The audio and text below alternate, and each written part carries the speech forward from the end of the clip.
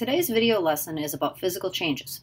The materials you will need include your objective packet, your Unit 4 notes packet open to page 10, and a pencil or pen to take notes. The learning goals for this lesson can be found under benchmark number 5. Our objectives for this lesson are D, E, F, G, and H.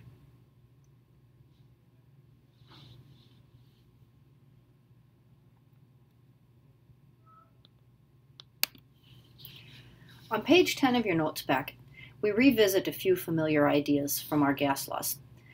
We revisit the idea of pressure being a force exerted over an area. Remember that atmospheric pressure is the force exerted as gas particles from the atmosphere collide with objects, and the pressure of a gas in a container is the pressure exerted by the gas particles colliding with the walls of the container. We are also going to revisit vapor pressure. We met vapor pressure originally in talking about Dalton's law and our collection of gas by water displacement in the context of having to correct for the water vapor pressure inside our eudiometer tube. Today we're going to talk about vapor pressure in connection with the idea of a boiling liquid. What we have here is a vapor pressure chart showing how the temperature is related to the vapor pressure of water. If we were to keep going with this chart, we would find that at 100 degrees Celsius, the vapor pressure of water would be 760 millimeters of mercury, or 1 atmosphere. That's going to become important later in our discussion about boiling. I have an animation here that will help us better understand how vapor pressure is established inside a closed container. This is an apparatus for measuring the vapor pressure of a liquid at a given temperature. The U-tube attached to the flask contains liquid mercury, which is used to measure a change in pressure. What happens at the molecular level during evaporation?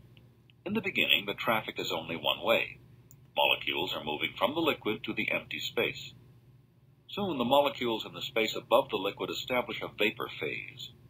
As the concentration of molecules in the vapor phase increases, some molecules return to the liquid phase, a process called condensation.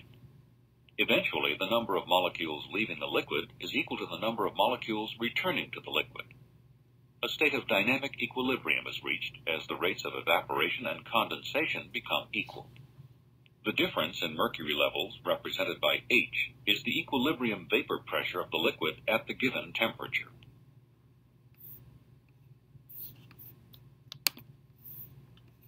As you could see in our animation here, eventually we hit a point where evaporation and condensation are both still occurring. You could see the particles continuing to leave the surface of the liquid, and you could see the particles returning to the surface of the liquid, yet the number of particles evaporating and the number of particles condensing were exactly the same. That's what we call a dynamic equilibrium. We've reached a steady state of vapor pressure, yet the processes of evaporation and condensation are continuing to happen.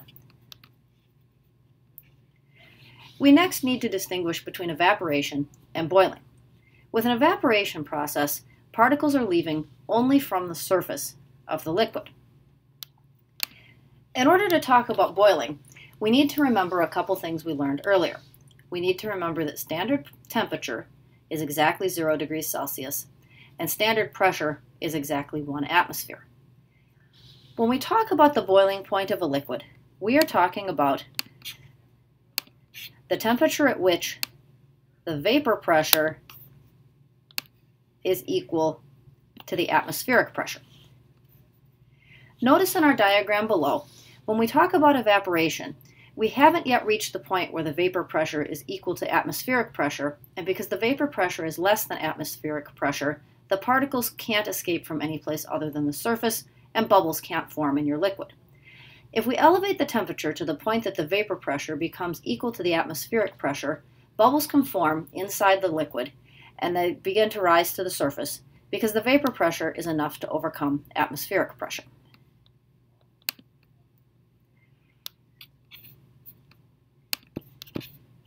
The normal boiling point of a liquid is the temperature that a liquid boils at standard pressure.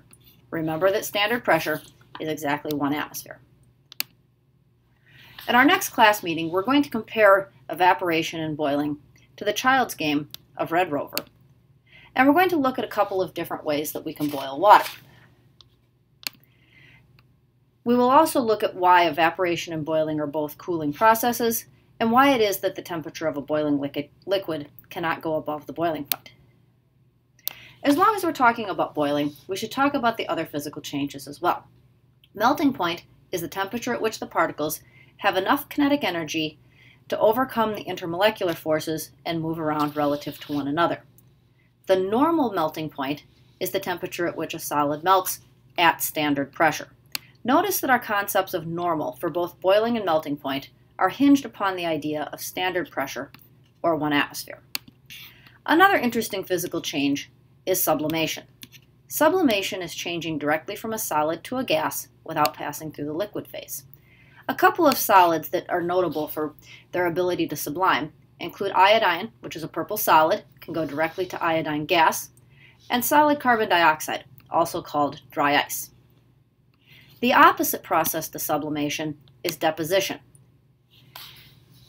Iodine gas going directly back to iodine solid would be an example of deposition.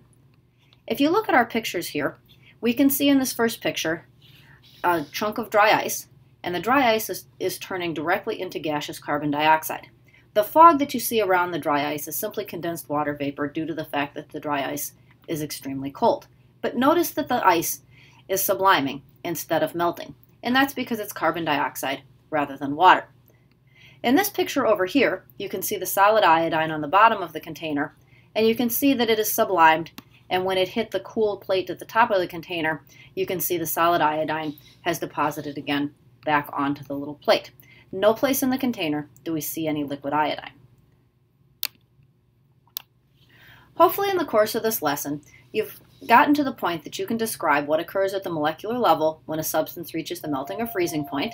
You can describe what occurs at the molecular level when a substance reaches the boiling or condensing point. You can define sublimation and deposition and describe what's occurring at the molecular level during those processes. You've learned the difference between evaporation and boiling, and you've learned to distinguish between the boiling point and the normal boiling point of a liquid. To complete this assignment, you need to log on to Schoology and answer the questions about changes of state. Those questions are located in 2 places. One place you can find them is on your course calendar, and they're under Monday because that's their due date. These questions need to be answered before the start of your class on Monday. The other place you can locate these questions is in the course resources in the Unit 4 homework assignments folder right here under the changes of state.